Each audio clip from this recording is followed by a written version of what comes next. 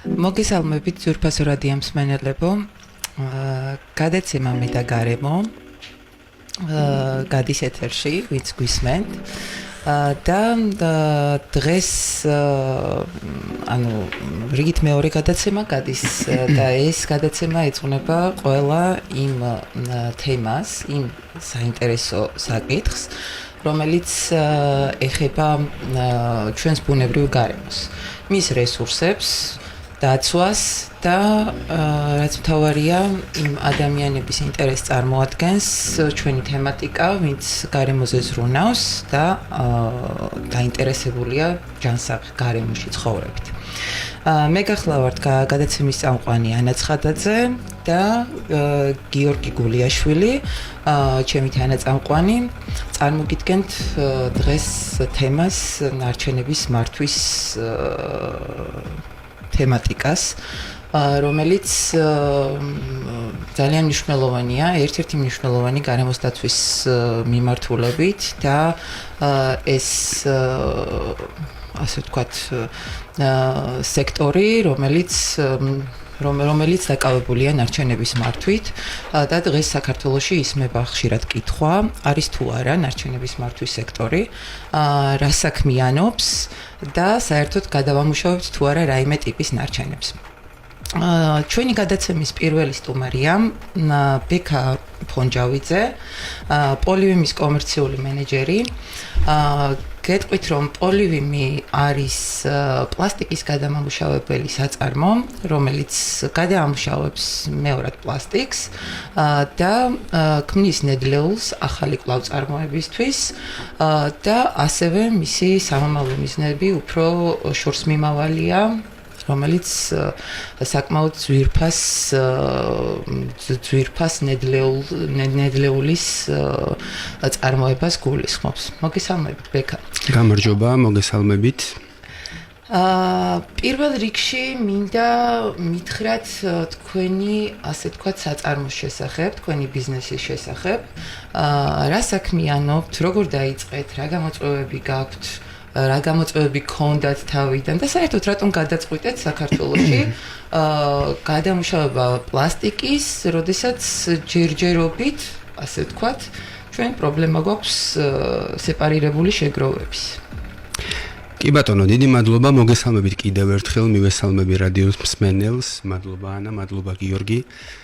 ძალიან სასიხარულოა პირველ რიგში ამას აღვნიშნავ, რომ ეს საკითხი, რაც შეეხება გარემოზე ზრუნვას, ნარჩენების მართვას, ეს რომ შუქდება, ჩვენ რომ ამაზე ვფიქრობთ, ჩვენ რომ ამაზე ვაწყობთ შეხვედრებს, საუბრებს, ეს არის უმნიშვნელოვანესი, იმიტომ რომ ვიცით, თანხმდებით, რომ ნარჩენი არ არის ნაგავი, ეს არის ღირებული პროდუქცია, ეს რეციკლირება არის ერთადერთი სწორი გზა, რომ ერთხელ უკვე გამოყენებული ამ შემთხვევაში პლასტმასის ნარჩენი დაუბრუნდეს კვლავ ეკონომიკას, შეიძინოს ღირებულება, ნაცვლად იმისა, რომ იქცეს თავის ტკივილად და დაიმარხოს ნაგავს საყრელზე ან გაიფანტოს ბუნებაში და მივიღოთ როგორც გარემოს დაცვითი სასარგებლო სასიკეთო ეფექტები, ასევე ეკონომიკური სასიკეთო ეფექტები. ჩვენ კომპანია პოლივიმი 2018 წელს დაფუძნდა, მაგრამ უკვე აქტიურ მუშაობას შეუდექით დაახლოებით 2020 წლიდან, რადგან თავიდან დაგვჭირდა დრო აგვეშენებინა საწარმო ქალაქ რუსთავში, სამრეწველო ზონაში.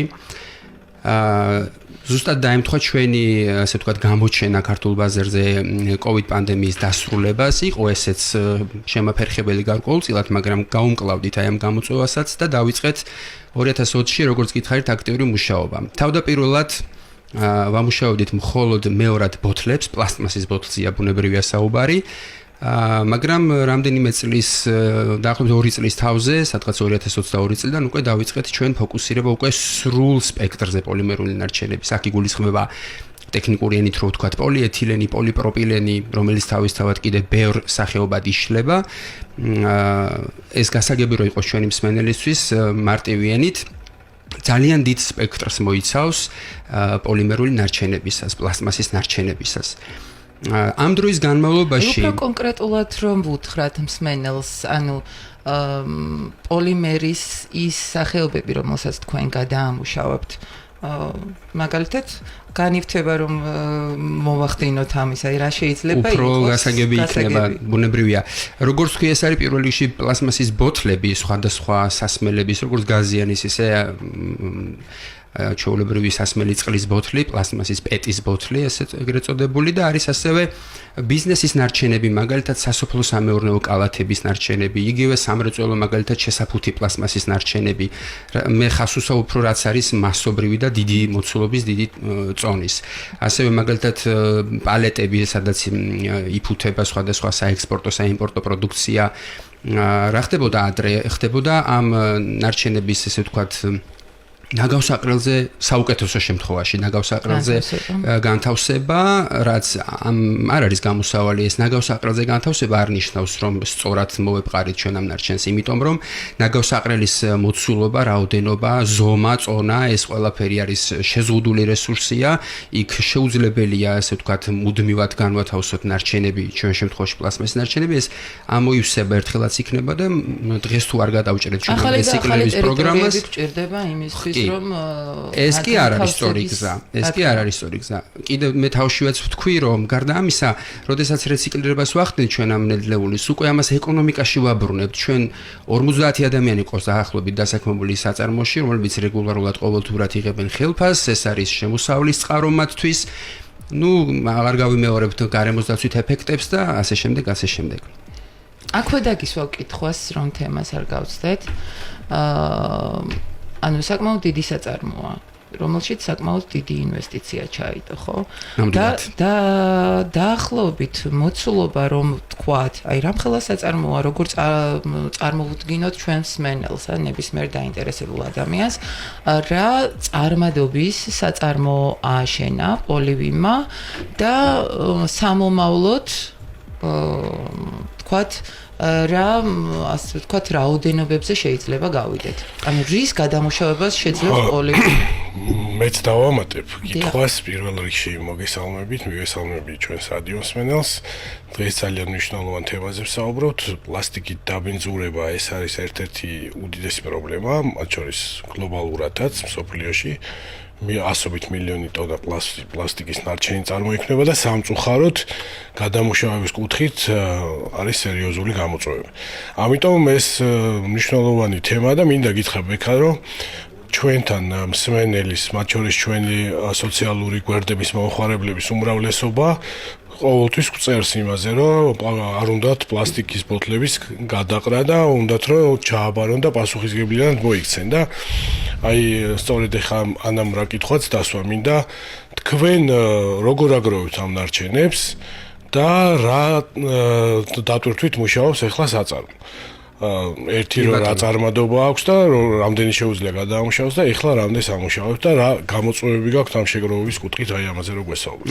მადლობა, თქვენ შეკითხვაზე პასუხის გაცემას დავიწყებ ამ ნაწილიდან, რომ მოსახლეობა ხშირად გვეხმიანება და გთხოვს, რომ მივცეთ საშუალება ჩაგვაბარონ ეს ნარჩენი. ძალიან სასიამოვნოა ჩვენ ამ დროის განმავლობაში შევნიშნეთ ნამდვილად ეს ტენდენციები, რომ ჩვენი მოსახლეობა არის ნამდვილად მომწიფებული თუ შეიძლება ესე ვთქვა, მონდომებული აქვს სურვილი მოსახლეობას, რომ მოხდეს სეპარირებული შეგროვება ნარჩენების და რომ ჩაგვაბარონ და რომ არ გადაყარონ ეს ნარჩენი ნაგავში და ასე შემდეგ, მიიღონ მონაწილეობა ცირკულარულ ეკონომიკაში, გამოავლინონ მაღალი პასუხისმგებლობა და სამოქალაქო ესე ვთქვათ თვითშეგნება. ეს ძალიან კარგია, რომ ეს სურათი გვაქვს, მაგრამ სამწუხარო არის ის და მივალ იმ ნაწილზე რას გამოწვევებს შეეხება, სამწუხარო არის ის, რომ ჩვენ მთლიანად ყველანი კერძო სექტორი, სახელმწიფო სექტორი ჩვენ ვერ ვთავაზობთ მოსახლეობას შესაბამის ინფრასტრუქტურას, სათანადო საჭირო საკმარის ინფრასტრუქტურას, რომ ეს სურვილები განხორციელდეს.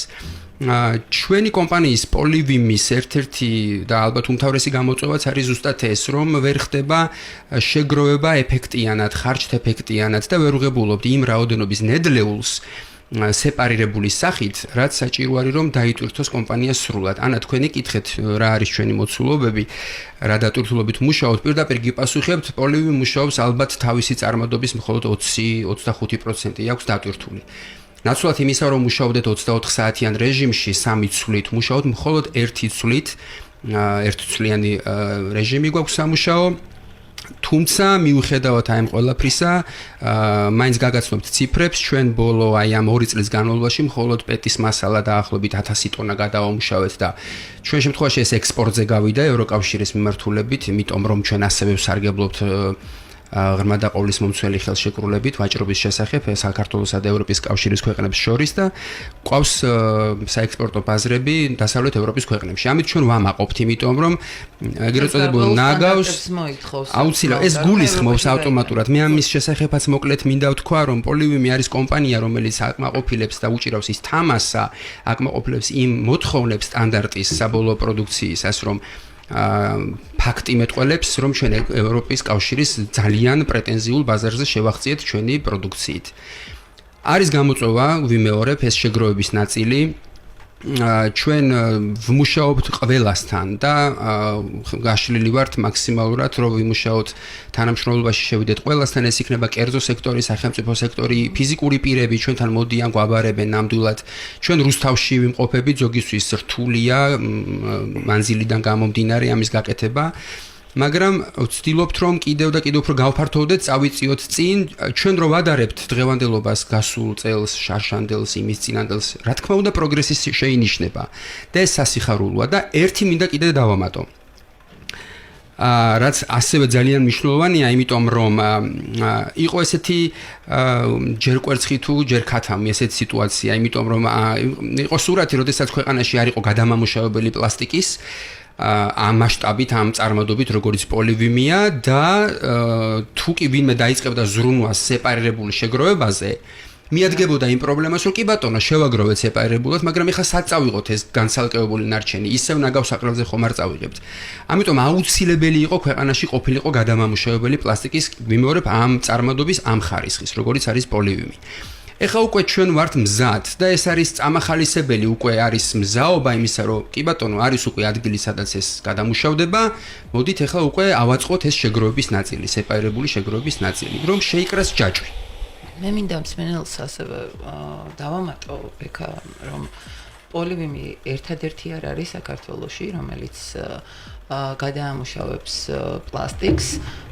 კიდევ არის გარკვეული საწარმოები, შესაბამისად ჩვენ ერთადერთი რაც გვაკლია და ამის, ასე ვთქვათ, ამ საქმის დაძვრას რაც აკლია, ეს არის შესაბამისი ნედლეული, ანუ სეპარირებული შეგროვება, ინფრასტრუქტურა და სისტემატიზაცია ამისი. ანუ სისტემური შეგროვება, მიწოდების ჯაჭვი. ხო, ანუ ჩვენ ხშირად ვსაუბრობთ ცირკულარულ ეკონომიკაზე და ამაზე უნდა ვისაუბროთ და პირველი ნაბიჯებიც უნდა გადავდგათ და ნარჩენების მართვა ერთ-ერთი მთავარი ნაწილია ცირკულარული ეკონომიკის და ზუსტად ანუ თქვენი გარდა ამ გამოწვევის, თქვენი საწარმოსთვის, გარდა არასაკმარისი ნედლეულის, ანუ არასაკმარისი შეგროვებული პეტის, ასე ვთქვათ. კიდევ რა გამოწვევებს გაუსვავდით ხაზს, რაც ასე ვთქვათ, აფერხებს, ანუ თუნდაც ნედლეულის უკმარისობა რისგანაა გამოწვეული? და მეც დავამატებ აქ, რომ აი პარალელი მინდა გავავლო, რასაც თქვენ ძახთ ბექა, რომ თქვენ შექმნით საწარმო და ვერ ხდება ამ საწარმოს დატვირთვა იმ ნედლეულით, რომლის გადამუშავებას თქვენ გაქვთ განზრახული. და ეხლა წარმოიდგინეთ, რომ ჩვენ იცით, რომ ამ ნარჩენების, სპეციფიკური ნარჩენების მიმართულებით ჩვენ მივიღეთ ტექნიკური რეგლამენტები და წარმოებლის გაფართოებული ვალდებულება დავნერგეთ, ხო, საქართველოში. ოღონდ ეს ეხება სპეციფიკურ ნარჩენებს. ეხლა იქ რა ხდება? იქ ჩვენ იმაზე მეტი ნედლეული შევაგროვეთ, ვიდრე შეუძლია გადამუშავდეს საქართველოში. და ეხლა მიდის ფიქრი იმაზე, რომ ეხლა უკვე საწარმოების დაფუძნების იდეა გაჩნდა და უბრალოდ ეს იდეა ყოველთვის არსებობდა, მაგრამ ეხლა უკვე აზრი აქვს ამას, ხო ხდებით? ანუ ეს არის ერთმანეთთან დაკავშირებული საკითხი და იმის თქმა მინდა, რომ წარმოებლის გაფართოებულმა ვალდებულებამ ამ ნედლეული შეგროვების კუთხით ძალიან ეფექტურად იმუშავა. და ამიტომ ვფიქრობ, რომ შესაბამის მასალებზეც ასევე ჩვენ მთავრობას უდევს ეს რეგლამენტი და ამაზე ბევრი წლებია მიდის მსჯელობა და ალბათ უპრიანი იქნება, რომ მალე მიიღონ გადაწყვეტილება, რომ აქაც ამოქმედდეს წარმოებლის გაფართოებული ვალდებულება, რაც ძალიან ეფექტური ინსტრუმენტია ნარჩენების შესაგროვებლად. ეხლა გთხოვთ, რომ ნამდვილად გიდასტურებთ რაც ბრძანეთ წარმოებლის გაფართოებული ვალდებულების დადგენილებები იქნა მიღებული აქ სხვადასხვა სპეციფიური ნარჩენზე იყო საუბარი და ასევე გიდასტურებთ გიორგი რომ ეს შესაფუთი მასალების ნაწილში ჯერჯერობით რეგლამენტი არ ამოქმედებულა და აი ამის მოლოდინში ვართ ყველანი ერთად. კარგია რომ დანარჩენ ნაწილში მოხდა იმდენი ნარჩენის შეგროვება რომ ჯერ წარმოდობა ვერ აუვიდა მათ გადამუშავებას. ჩვენ შემთხვევაში პირიქით არის. ნამდვილად გვაქვს მოლოდინი რომ როდესაც შესაფუთი მასალების ნაწილში ეს რეგლამენტი ეს რეგულაცია ამოქმედება და შევა ძალაში განხორციელების იმპლემენტაცია მოხდება, ჩვენც აუცილებლად ამოვისუნთქებთ, ესე ვიტყვი პირდაპირ. ნახეთ რა ხდება. ჩვენ შემთხვევაში პირიქით მოხდა. 2018 წელს ვახსენეთ, რომ დაფუძნა კომპანია, როდესაც ჩვენ გავაკეთეთ დაუშვათ მიზანშეწონილობის კვლევა და წინასწარ გავასწარით დაუშვათ ამ კანონმდებლობის ამოქმედებას თუნდაც და ასევე ის მანქანადანადგარები გავმართეთ რა წარმოდობაზეც იყო საუბარი, ანუ ძალიან დიდ წარმოდობაზეა ლაპარაკი, ესე იგი დიდად გავუსწარით დროს, მაგრამ ეს არ მომხდარა შემთხვევით ეს იყო აბსოლუტურად მიზანმიმართული გათვლილი ნაბიჯი, იმიტომ რომ ეს კომპანია პოლივიმი ხედვა ჩვენი არ არის მოკლევადიანი, ჩვენ ვიცით რომ ამას დაჭირდება გარკვეული დრო რომ შეიცვალოს ქცევა, ამოქმედეს რეგულაციები, ყველაფერმა ამან ძალა მოიკრიბოს და როდესაც ეს ყველაფერი მოხდება, თუნდაც რამდენიმე წლის შემდგომ, მე არ დაგვჭირდება რომ მე დავფაცურდეთ, ესე ვთქვათ, ეს ყველაფერი უკვე მზად არის. ეს არის ყველაზე კარგი, მინდა ამას ნამდვილად ხაზი გაუსვა კიდევ ერთხელ რომ არის უკვე ის წარმატება ქვეყანაში ის დადგმული სიმძლავრე, რომელიც უსწრებს დღევანდელ მოცემულობას შეგროვებული ნარჩენის რაოდენობის ნაწილში, მაგრამ როგორც კი წამოგვეწევა სხვადასხვა, ესე ვთქვათ, რასაც ველოდებით, მოლოდინი რისიც გვაქვს, აღარ დაიკარგება უკვე მერე დრო და იქნება ეს ყველაფერი მზად, რომ ძალიან მოკლე დროში მოხდეს უკვე აი ამ ეფექტების დანახვა. კიდევ ვიმეორებ, ჩვენ უკვე ვახსენეთ იქ 1000 ტონა მასალა, რომელიც გადავამუშავეთ და გავიტანეთ ექსპორტზე. მე მინდა ერთი კიდევ მივაქციო ერთ რამეს კიდე თქვენი ყურადღება, რომ როდესაც ვასახელებთ ესე ტონაჟს 1, 5, 10, 1000 ტონა, მსმენელისთვისაც უფრო გასაგები გახდეს, აქ საუბარია წარმოუდგენელი რაოდენობის მოცულობაზე, იმიტომ რომ პლასტიკის ნარჩენი ძირითადად მოცულობითია, სუბუქია და იკავებს უზარმაზარ მოცულობას. თქვენ რო წარმოიდგინოთ 1000 ტონა ნარჩენი წასულიყო ნაგავსაყრელზე, ეს 40 ჯერ, 50 ჯერ უფრო მეტ მოცულობას დაიკავებდა და იქნებოდა უფრო მეტად თავის ტკივილი ვიდრე მისი რეციკლირება. აბსოლუტურად ეფექტი და ეს გარემოში რომ მოხდება მით უმეტეს. და რამდენი ასეთი ათასობით ტონა მოხდა გარემოში, რომელიც თავის ასე ვთქვათ უკუ ეფექტს წლების განმავლობაში ასე ვთქვათ განავითარებს. მაინტერესებს ერთი საკითხი მოკლედ რომ მითხრათ, როგორც ვიცი პოლივიმს აქვს სხვადასხვა პროექტები.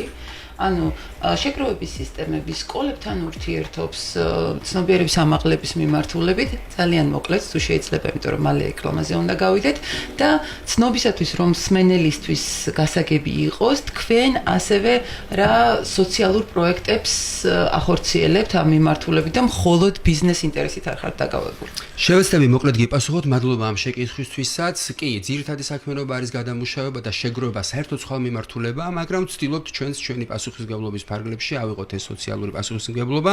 ბევრი კამპანია გვქონია უკვე დასრულებული, ბევრი არის მიმდინარე. ჩვენ რუსთავში ვართ, აი ხა მაგალითად დავასახელებ ერთ სულ ახალ პროექტს, რომელსაც კოკა-კოლასთან ერთად გეგმავთ და დავიწყებთ, პრინციპში დავიწყეთ უკვე ამის განხორციელება. ჩვენ ქალაქის მასშტაბით ვათავსებთ ურნებს, სეპარირების ურნებს, სადაც მოუწოდებთ მოსახლეობას დაინტერესებულ პირებს, რომ იქ მხოლოდ პლასტიკის ნარჩენი განათავსონ. შემდგომ ამას უკვე ვეზიდებით ჩვენ საწარმოში და ვაძლევთ მიმართულებას. ლოჯისტიკას ამ შემთხვევაში ვახორციელებთ ჩვენ. ანუ სრულად იღებთ ამის ფინანსურ და ასე ვთქვათ მენეჯმენტის პასუხისმგებლობას და შესაბამისად ინფრასტრუქტურა თქვენი. ვცდილობთ რომ ეს ინფრასტრუქტურა ავაშენოთ, შევქმნათ პრეცედენტი, რომელიც მე შეიძლება გავცელდეს სხვა ქალაქებზე, ამის მოლოდინი და ესე ვთქვათ გათვლებიც გვაქვს. ქონდა კიდე სხვადასხვა დროს სხვადასხვა კამპანია, მაგალითად ჩვენ ქონდა ერთი უდრის ერთ ესეთი კამპანია, როდესაც ვიხდიდით 1 ლარს 1 კილოგრამ პლასტიკში, რაც აქვე უნდა ვთქვათ მოკლედ რომ ეს არის ბიზნეს თვალსაზრისით უკიდურესად წამგებიანია, მაგრამ ეს არის ზუსტად ის პასუხისმგებლობის ნაწილი, რომ ჩვენ გვინდა რომ ადამიანების ცნობიერებაში დავლექოთ ის, რომ ეს არის ღირებული და ეს ნარჩენი ითარგმნება გარკვეულ თანხაში. ამან თავის შედეგები რა თქმა უნდა გამოიღო.